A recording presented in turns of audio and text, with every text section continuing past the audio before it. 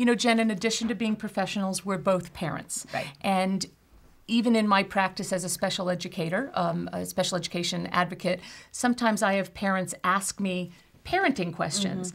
And obviously parenting is a very individualized thing. Yes.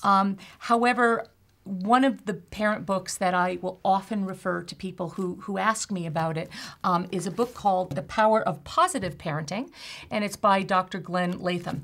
And why I love this book is it applies the principles of behavioral science to family management. Fascinating. Okay?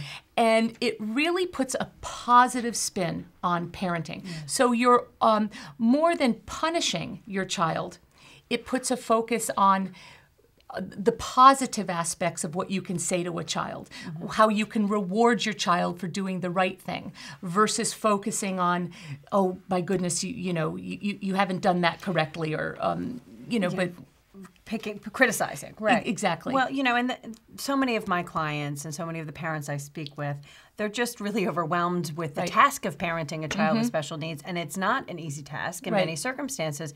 And while parent training is a related service under the special ed laws and one that we always encourage be provided, going and reading a book like this is a really good way to empower yourself, because it gives you an opportunity to take a deep breath and say, okay, when this happens, maybe I can handle it this way, because we always say, no children come with a handbook. We wish they did, but they don't, right?